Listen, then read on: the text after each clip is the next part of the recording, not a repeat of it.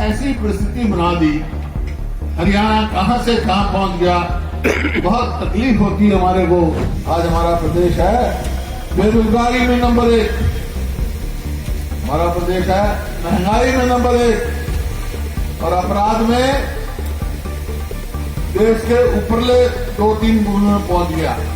रोज कोई ना कोई अपराध। फरीदाबाद आपसे कोई जरूरत नहीं मांग रहा है, कहीं कत्ल हो रहा है, कहीं कोई हो रहा है। फरीदाबाद में सुबह से ही हो रही जबरदस्त बारिश के बावजूद तिगांव विधानसभा में कांग्रेस की जन आक्रोश रैली में भारी भीड़ उमड़ी और इस दौरान मंच से कांग्रेस नेताओं ने सरकार को जोरदार तरीके से घेरा।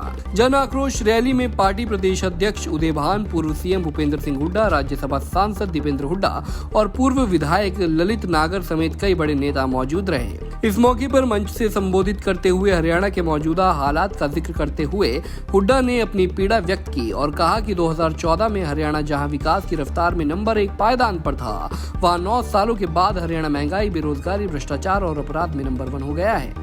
देखिए, फरीदाबाद शहर पंडित जवाहरलाल नेहरू ने बसाया और ये सोच के बसाया था कि हरियाणा का नहीं, देश का प्रथम इंडस्ट्रियल टाउन होगा, दिल्ली के नजदीक है, इसका पूरे इलाके का विकास होगा, फायदा होगा। लेकिन जैसे जैसे समय चला बहुत तेजी से विकास हुआ, लेकिन एक बीच में ऐसा भी समय आया कि फरीदाबाद को लोग फकीराबाद के नाम से कहने लगे थे, क्यों पिछड़ गया था ये।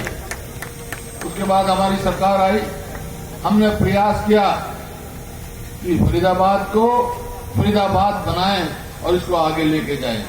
जितनी बताई आपने, चाहे आप मेट्रो लगाओ, बाईपास लगाओ, मेडिकल कॉलेज, जितने भी हैं सब बताए, हमारे समय में काम हुआ।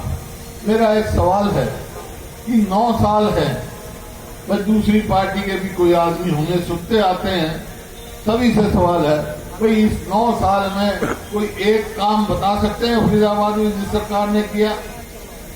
1 इंच मेट्रो बढ़ाई हो, 1 पोल मेट्रो का लगाया हो और कोई ऐसा कार्य किया हो? ये फरीदाबाद आज और केवल फरीदाबाद नहीं, हमारे को दिल में इस बात के में प्रति व्यक्ति निवेश में और रोजगार देने में, कानून व्यवस्था में, खेल और खिलाड़ियों में पूरे देश में नंबर 1 प्रदेश था, नंबर 1।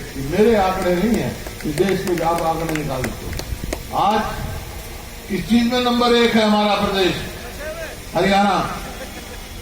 आज हमारा प्रदेश है बेरोजगारी में नंबर 1, हमारा प्रदेश है महंगाई में नंबर 1 और अपराध में देश के ऊपरले 2-3 गुणों में पहुंच गया। रोज कोई ना कोई अपराध। फरीदाबाद आपसे कोई जरूरत नहीं मांग रहा है, कहीं कत्ल हो रहा है, कहीं कोई हो रहा है। और नौकरियों में आपको मालूम है, नौकरी देना तो इनका काम ही कोई नहीं, नौकरी हटाने का काम है। और खेल खिलाड़ियों में आपने देखा हमारी बेटियों के साथ क्या सलूक हुआ, किस तरह सड़कों में खरीद गए।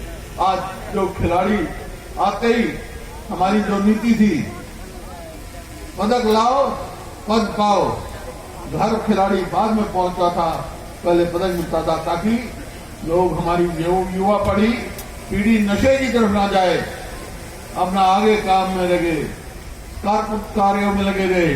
लेकिन अब वो उनका कोई पूछ नहीं, तो हम नशे में, हमारी युवा पीढ़ी नशे में जा रही है। पहले पूरे देश में नशे के मामले में पंजाब था, लेकिन अब पिछले 5 साल का आप रिकॉर्ड उठा के देखो, 5-4 साल में नशे में हमारे कितने ही नौजवान मर चुके। सबसे ज्यादा देश में हरियाणा में सबसे ज्यादा नशे से। अभी मेरा फसल मेरा ब्यौरा, ये क्या काम है भाई? और उसके जरिए क्या करेंगे? परिवार पहचान पत्र के जरिए तो राशन कार्ड काट देंगे, पेंशन काट देंगे बुजुर्गों की, और ऐसे सारे काम। फसल मेरा ब्यौरा में जो है किसान का फसल खेत में पड़ी है, खेत अनाज, लेकिन मंडी में नहीं ला सकता, इंतजार देख रहा है कब मेरा फसल। ऐसी परिस्थिति बना दी, हरियाणा कहां से कहां पहुंच गया। बहुत तकलीफ होती है हमारे को, जब आप स्वयं देख सकते हैं कहां क्या क्या किया हरियाणा में। आप अस्पतालों में चले जाओ तो वहां डॉक्टर नहीं है, स्कूल में चले जाओ तो मास्टर नहीं है, दफ्तरों में चले जाओ तो कर्मचारी नहीं है। सरकार का क्या काम भाई। उधर दीपेंद्र सिंह हुड्डा ने भी रैली में पहुंचे लोगों को संबोधित किया और खुलकर बताया कि जसपा ने 2019 के चुनावों में हरियाणा की जनता से वोट हासिल किए, लेकिन बाद में जनता से विश्वासघात करते हुए प्रदेश को लूटने के लिए भाजपा से समझौता कर लिया। और हरियाणा में बदलाव की जो हमारी लड़ाई है वो फरीदाबाद तक ही नहीं, हरियाणा में भी जो आपकी सरकार बनी, आपको पता है ये सरकार दोबारा नहीं बनती। 40 पे सुई अटकी थी भाजपा की, 40 पे, लेकिन इस बीच एक पार्टी आई, जेजेपी पार्टी, दुष्यंत चौटाला, जो बीजेपी के खिलाफ वोट ले गई। बीजेपी का नारा था पिछले विधानसभा चुनाव में, क्या कहते थे? कहते थे बीजेपी जाएगी 75 पार। जब लोकसभा में जीत हुई तो खट्टर साहब को लगा कि उनकी सरकार की भी उसी तरीके से जीत होगी और कहा बीजेपी जाएगी 75 पार। इसी बीच एक दुष्यंत चौटाला आया जिसने नारा दिया बीजेपी को करो जमुना पार। एक कहता था 75 पार, दूसरा कहता था जमुना पार। इलेक्शन का नतीजा आते ही दोनों बन गए पक्के यार बन गए हरियाणा में। और कहा कि 5100 बुढ़ापा पेंशन पे समझौता कर रहे हैं। जेजेपी और बीजेपी, दुष्यंत चौटाला, खट्टर साहब हाथ मिला रहे हैं, 5100 बुढ़ापा पेंशन मिलेगी। मैं पूछना चाहता हूं आपसे, टिगांव वासियों से, टिगांव के अपने बड़े बुजुर्गों से, वो 5100 पेंशन आपकी आई या नहीं आई? 5 साल हो गए। 5100 की पेंशन की पे समझौता हुआ था, भूल गए। समझौता 5100 की पेंशन का नहीं था, समझौता भ्रष्टाचार का था, समझौता प्रदेश को महकमे बांटकर लूटने का था, भ्रष्टाचार की फाइल बंद कराने का था सार्वजनिक तौर से। कौन सा महकमा किसके पास आया? शराब महकमा किसके पास गया? माइनिंग का महकमा किसके पास गया? शहरी विकास का महकमा किसके पास गया? कौन किस महकमे से ज्यादा लूटने का काम करेगा? इस बात का भ्रष्टाचार का समझौता था, आपके सामने है। बता दें कि इसी साल हरियाणा में लोकसभा और विधानसभा के चुनाव होने हैं, जिसके मद्देनजर भाजपा ने जहां तैयारियां शुरू कर दी हैं, वहीं कांग्रेस ने भी कमर कस ली है और मैदान में उतरकर जनसभाओं के जरिए सरकार की नीतियों का विरोध कर रही है और सरकार बनाने का दम भर रही है। कांग्रेस 90 की 90 विधानसभा में जन आक्रोश रैली कर रही है और इसी कड़ी में आज तिगांव विधानसभा क्षेत्र में जन आक्रोश रैली का आयोजन किया गया, जिसमें कांग्रेस नेताओं ने सरकार पर खूब भड़ास निकाली।